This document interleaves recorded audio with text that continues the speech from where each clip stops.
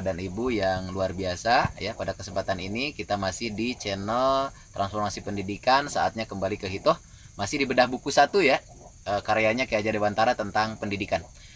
Pada konten yang kelima kita sudah membahas ya pernyataan Ki Hajar Dewantara pada halaman yang ke-17 yang menyatakan bahwa asas pendidikan nasional yang pertama itu adalah ketika setiap anak mampu mengatur dirinya sendiri. Dan tertib persatuan itu merupakan asas juga yang pertama gitu ya. Nah, kemudian di halaman 17 juga dinyatakan bahwa tertib dan damai merupakan tujuan pendidikan nasional yang setinggi-tingginya yang harus dicapai. Menurut Ki Hajar Dewantara tidak mungkin ada ketertiban tanpa didamaikan dan tidak mungkin ada kedamaian tanpa siswa itu atau anak tadi dimerdekakan. Jadi syarat utama tertib adalah damai, syarat damai adalah merdeka begitu ya. Kurang lebih kata Ki Hajar Dewantara di halaman 17 gitu ya. Halaman berikutnya Bapak dan Ibu kembali ke halaman yang keempat ya. Karena di halaman keempat di sini membahas tentang bagaimana persatuan dan kesatuan itu dapat dicapai sementara ada makna freedom atau merdeka atau tuturi gitu ya. Nah, jadi kalau merdeka atau tuturi ini dalam makna merdeka merupakan merdeka yang tak terbatas ya. Bagaimana mungkin persatuan dan kesatuan itu dapat dicapai gitu ya. Nah, padahal di konten sebelumnya dibahas, di balik ada freedom, itu ada liberty. Di balik tuturi ada andayani gitu ya. Nah, di halaman keempat dinyatakan ya bahwa di dalam hidup merdeka, maka seseorang harus senantiasa ingat bahwa ia hidup bersama-sama dengan orang lain ya. Yang tergolong menjadi suatu bahagian dari persatuan manusia yang juga berhak menuntut kemerdekaannya. Nah, ini di halaman keempat secara tersurat atau tersirat ya dinyatakan bahwa ketika kita memiliki freedom atau memiliki kemerdekaan atau memiliki tuturi ya, tetapi kita harus ingat bahwa orang lain pun memiliki kemerdekaan. Jadi merdeka kita tidak terbatas silakan ya. Sekali kita membatasi kemerdekaan maka kita membendakan manusia ya. Tidak memanusiakan manusia. Padahal tujuan pendidikan adalah humanization. Humanisasi, memanusiakan manusia. Jadi sekali kita membatasi berarti kita membuat manusia tadi menjadi batu atau benda ya. Nah, dengan demikian maka sekalipun manusia itu merdeka dengan kefreedomannya, dengan ketuturiannya, tetapi mereka harus ingat selalu ada kemerdekaan orang lain yang kita tidak boleh mengganggunya ya. Jadi ada kemerdekaan kita tapi kita tidak boleh mengganggu kemerdekaan orang lain. Supaya apa? Supaya tercipta persatuan dan kesatuan. Jadi syarat persatuan dan kesatuan di balik kemerdekaan tadi adalah apa? Kemerdekaan orang lain yang tidak boleh kita ganggu. Karena orang lain pun berhak menuntut kemerdekaannya. Itulah yang disebut dengan liberty dalam semantiknya atau kosakata bahasa Inggris ya. Dalam bahasa kita namanya handayani dalam filosofi atau konsepsi Ki Hajar Dewantara itu ya. Yaitu tunduk. Jadi tuturi handayani adalah merdeka yang tunduk begitu ya. Nah, ini dikuatkan ya di halaman yang keempat. Nah, berikutnya Bapak dan Ibu masih tetap di channel kami di Transformasi Pendidikan. Saatnya kembali ke Hitoh, masih di konten bagian yang ke-6 bedah buku 1 pendidikan karya besar orang tua kita tercinta Ki Hajar Dewantara. Nah, kemudian tadi sudah saya sampaikan dengan tentang makna tuturi yang dikaitkan dengan makna freedom. Kemudian makna handayani yang dikaitkan dengan makna liberty. Sehingga tuturi handayani adalah merdeka yang tunduk atau mengikuti sambil mempengaruhi, memberikan kemerdekaan tetapi tidak nguja begitu ya. Nah, Ki Hajar Dewantara di halaman 28 sampai 29 menyatakan di dalam buku 1 ya.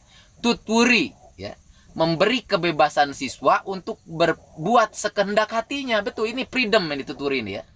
Atau memberikan kebebasan yang tak terbatas. Karena sekali membatasi berarti membendakan. Begitu kata Ki Hajar Dewantara. Jadi tuturi memberikan kebebasan siswa untuk berbuat sekehendak hatinya. Namun jika kebebasan tersebut akan menimbulkan kerugian, ya, pamong harus memberikan peringatan dan sebagainya. Ya. Jadi pamong ini ketika tuturi dilakukan ya tidak nguja, tidak membiarkan begitu saja, tetap mengamati-ngamatinya.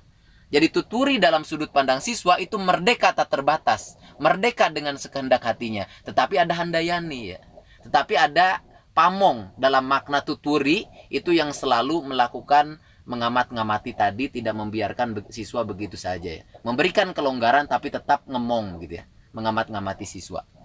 Nah, handayani merupakan sikap yang harus ditaati oleh siswa hingga menimbulkan ketundukan tuh. Tadi sudah disampaikan. Tuturi adalah bebas siswa sekehendak hatinya, merdeka, freedom. Tetapi handayani yaitu sikap yang ditaati oleh siswa yang tidak menimbulkan yang menimbulkan ketundukan gitu ya. Jadi handayani ini adalah tunduk. Nah, dengan demikian makna tuturi handayani menurut Ki Hajar Dewantara dalam buku 1 tentang pendidikan di halaman 28 dan 29 adalah tuturi bermakna merdeka sekehendak hati, tidak terbatas ya, tetapi tetap handayani yaitu tunduk. Jadi merdeka yang tunduk begitu ya. Nah, itu ada di halaman 28 dan 29 ya. Dengan demikian, sebagai subjek siswa memiliki kebebasan. Jadi, sebagai subjek, siswa memiliki kebebasan yang tak terbatas. Tapi sebagai objek, siswa memiliki ketundukan sebagai kewajiban gitu ya. Jadi ada hak yang bebas, tapi ada kewajiban yang tunduk ya. Kemudian ada subjek yang memiliki kebebasan, tapi sebagai objek memiliki ketundukan. Itulah makna tuturi handayani menurut Ki Hajar Dewantara dalam halaman 28 dan 29 di buku 1 tentang pendidikan gitu ya. Kemudian ditegaskan lagi di halaman 28 dan 29 tentang keseimbangan pelaksanaan hak yaitu kebebasan tadi, yaitu freedom atau tuturi tadi, dan kewajiban yang merupakan objek siswa tadi, di mana mereka handayani yaitu tunduk, merupakan jaminan adanya ketertiban dan kedamaian serta jauh dari ketegangan dan anarki ya. Jadi syarat tertib dan damai, jauh dari ketegangan dan anarki atau kehancuran atau kerugian adalah apa? Ketika setiap siswa melaksanakan hak dan kewajibannya. Haknya adalah tuturi, kewajibannya adalah handayani. Haknya adalah ketika mereka sebagai subjek untuk menuangkan ya, merepresentasikan kemerdekaannya ini dengan sebebas-bebasnya, berbuat sekehendak hatinya tak terbatas, tetapi tetap sebagai objek mereka memiliki kewajiban untuk handayani, tunduk terhadap kemerdekaan orang lain sehingga kemerdekaannya tidak mengganggu kemerdekaan orang lain, sehingga muncullah persatuan dan kesatuan dalam hidup dan kehidupan bersama. Itu makna dari halaman 28 29 yang disampaikan atau dituliskan oleh Ki Hajar Dewantara di buku yang pertama itu ya. Nah, dengan demikian ya Bapak dan Ibu ya, di halaman berikutnya ya, halaman 100 ya. Ini menguatkan tentang makna tuturi handayani ya. Di sini dinyatakan di halaman 100 bahwa karena itu ya, alat perintah, paksaan dan hukuman yang biasa dipakai dalam pendidikan di zaman dulu ya, diganti dengan cara memberi bimbingan, menyokong anak-anak dalam mereka tumbuh dan berkembang atas dasar kodrat bakatnya gitu ya.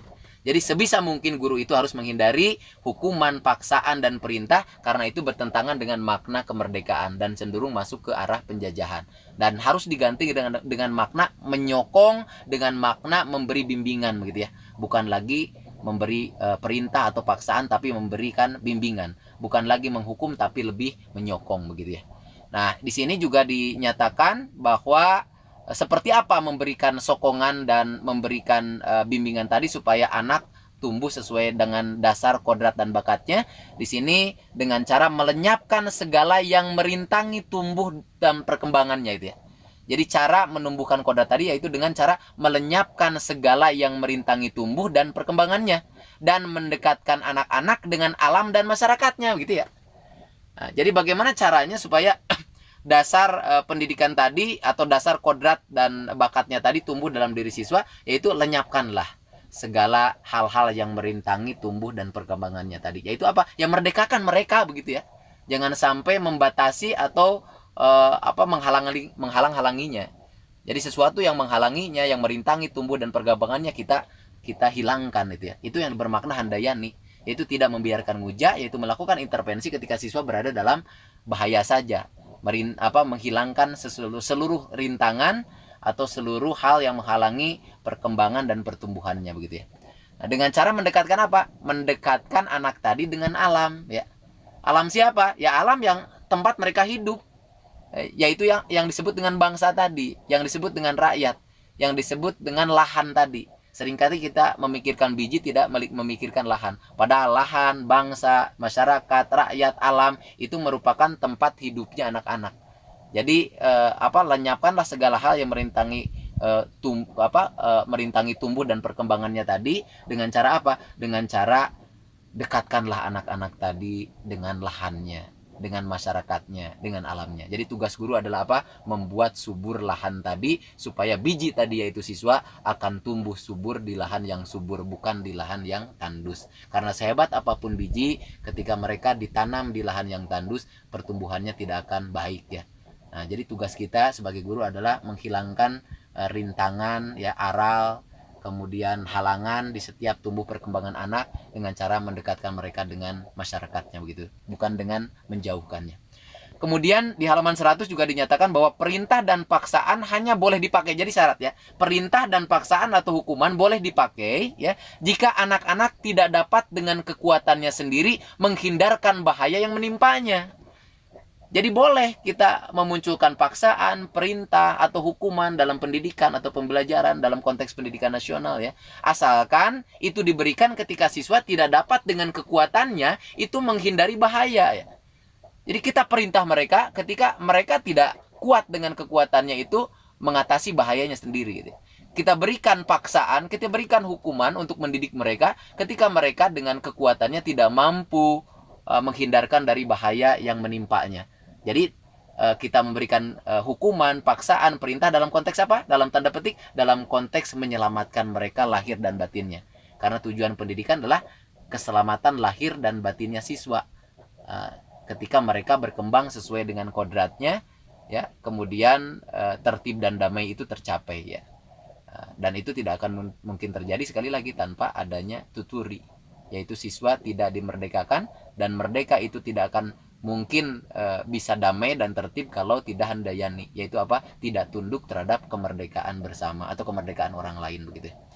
Nah itu Bapak dan Ibu ya untuk pembahasan kita di konten yang ke-6 ya.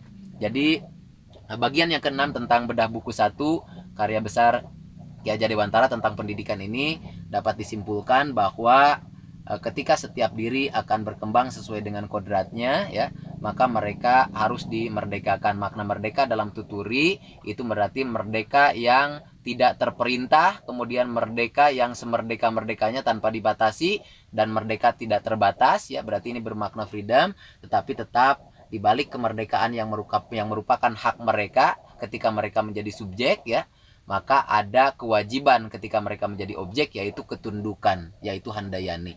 Nah dengan demikian maka dibalik kemerdekaan setiap anak di dalam kelas termasuk guru, maka ada kemerdekaan anak yang lain, ada kemerdekaan bersama ya, yang merupakan kewajiban untuk setiap anak tadi menghormati dan menghargainya, sehingga akan tercipta kedamaian dan ketertiban juga persatuan dalam perhubungan kehidupan dan hidup siswa dalam kehidupan sehari-harinya, terutama di kelas ketika mereka belajar.